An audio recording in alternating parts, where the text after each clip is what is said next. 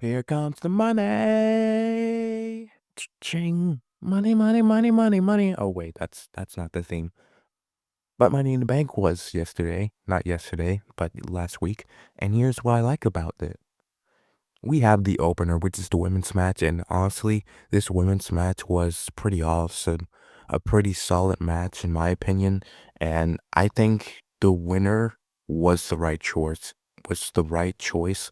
Naomi has been doing great work, and in my opinion, I think this just adds on to her character in many ways more than meets the eye, and honestly, this tells a lot about how Jade and Naomi, if they can or will ever try and get to their respective Women's World Championship match, that being with Tiffany Stratton or Io Sky, I wonder just, when she'll make her move because her sneaky like always trying to be in the shadows sort of character and with the briefcase is a very evil, opportunistic combination. Moving on to the second match, which is for the IC Championship, which was Dominic Mysterio taking on Octagon Jr. And in my opinion, Worlds Collide was a pretty great. I'm starting to love AAA even more now that they have collabed with WWE, and I haven't really seen much of it nowadays, but I am reminded why I probably should start watching more of it because this match was a pretty solid match, and to be fair, I think it should have had more time on the card because they could have put on something a bit more legendary. They work with the time they had, and they put on a good match with Dom Mysterio retaining due to live shenanigans. When it comes down to it, Dom can get that job done.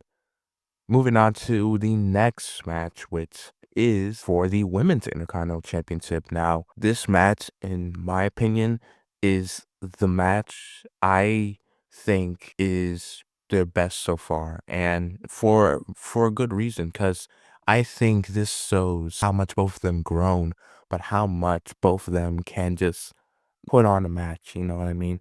And I feel like with matches like this, and I said this before in other videos, the Women's Intercontinental Championship will have a great lineage behind it. And I think in order for that to happen, these two just had to make that story involving this championship even more greater. The way the sequences of pinfalls during the closing minutes of the match were absolutely just all-star performances by both of those ladies, and they definitely deserve their flowers on that night. And the post-match assault was definitely Lyra's version of how Becky was at SummerSlam when Charlotte won and she turned too. And it's just putting Lyra in that spot to become a top star in the the women's division. Becky winning here. Obviously, that means they're going to go to a best 2-3 out of falls. Who's that championship gonna go back to in the very end of this? But moving on to the men's Money in the Bank. Now, the men's Money in the Bank to me was not too bad, not too good, but I feel like the main thing here for me was just the winner. Seth uh, didn't really need the briefcase. In all honesty, I know the whole total control sort of thing and how he wants to be in power and all whatnot.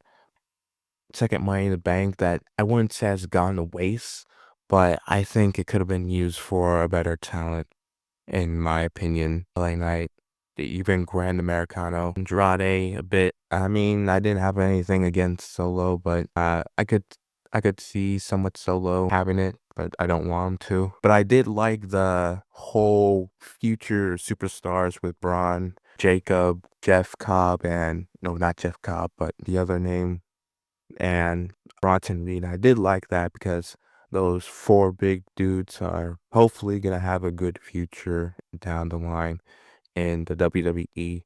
And the Jacob Fatu turn also also magnificent. On to the main event, which is the tag team match, which is John Cena and Logan Paul versus Cody Rhodes and Jey Uso. Now, the match here was your typical match that, if I'm gonna be honest, I did not care for and honestly forgot was on the card. But I did love that that Asai moonsault through the freaking announce table, which, my God, that will look awesome. But the only reason I will press on is to tell you the closing parts of this match. Out of the crowd comes Tax John Cena, and we get to see him unmasked. And it is none other than R-Truth. Everything's right in the world. Like, everything's right in the world. Finally, I was so excited. I was so happy. I was so awestruck. I was gassed. And then Cody Rhodes hits a crossroads and pins John for the 1-2-3. But other than that, that moment, definitely the moment of the show. 110%. 120% moment of the show.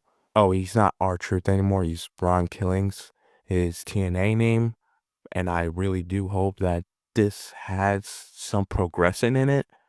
But I do not care about any of that stuff right now. I'm just living in the moment. I'm just literally happy, just good. Everything is right in the world.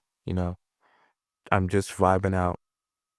And, whether or not, whether or not Triple H lied or told the truth, I don't care about that sort of stuff. All I care is that my boy is back in this company, and hopefully he will have something to do with that John Cena face turn. Because I called it way back when. I said he, more than anyone, has to be involved with John, because no one else has that charisma, has that effort, has that connection to John like John does. And maybe, oh maybe, we just may see that image of him being champion. But until then, check out my videos, and STARZ Unite.